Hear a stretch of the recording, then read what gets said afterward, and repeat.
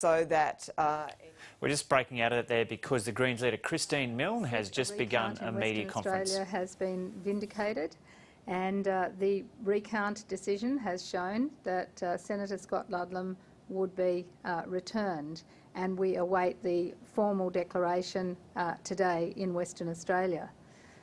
I think, though, what the whole experience in Western Australia has shown is that voters want the power returned to them to be able to determine where their preferences go. Clearly, this is likely to end up in the High Court, and whatever comes after that will be the High Court's decision. But I think the Parliament now has an obligation to the voters of Australia to say, we don't want to see this kind of thing happen again, where someone who gets less than 0.25% of the vote can end up being elected in that scenario. So the Greens are saying it's time to move for electoral reform. It's time to go to optional preferential voting above the line. What that means is that the voters choose 1 to 6 as the parties they would like to see elected. That returns the power to the voter, and it takes it away from all the backroom deals. And already we've had Drury come out and say that he's busy working to try and replicate the result that he achieved before, which is a series of complex backroom preference deals. I don't think that is in the best interests of the community. So I'm really calling on Tony Abbott and Bill Shorten to join with the Greens in making sure we have electoral reform that gives voters back the power that they'd like to have in determining where their preferences go. In terms of another decision that I wanted to comment on, in particular it's in relation to Colin Russell, Tasmanian, who is being held in prison in Russia on absurd charges of hooliganism associated with other people from the Arctic Sunrise who have been charged as well with piracy. It seems both those charges stand.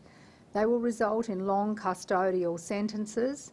Other countries have taken this very seriously and not only offered consular support, as Australia has done, but have gone further and raised it at the political level. David Cameron told the House of Commons last week that he would pick up the phone to President Putin if it would help British citizens detained. I'm calling on Tony Abbott to pick up the phone to President Putin and seek the release of Colin Russell. At the very least, we need a letter of guarantee which would enable him to get bail. We've heard that not only has he been charged with hooliganism, but that he might well be moved to another prison somewhere else in Russia. This just isn't good enough for an Australian citizen held overseas, especially when all he was doing was involved in a non-violent protest highlighting the serious damage to the Arctic that would be caused by massive oil spills. On another matter, Manus Island, I think all Australians would be horrified to learn that children are being not only held in detention, but they're now isolated. They are being held there indefinitely. One of the 2 children involved is on 24-hour watch because he has tried self-harm. Australians need to know that Tony Abbott thinks it's okay to send children to Manus Island with no legal guardian.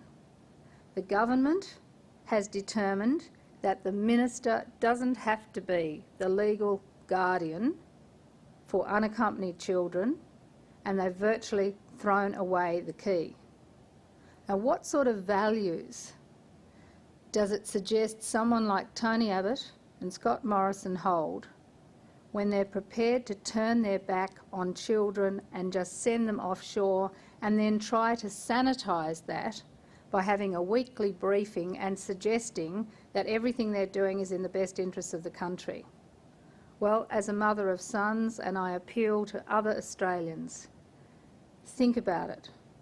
Would you want one of your children to be sent offshore, no legal guardian, locked up indefinitely with no hope? This is wrong, and it has to change.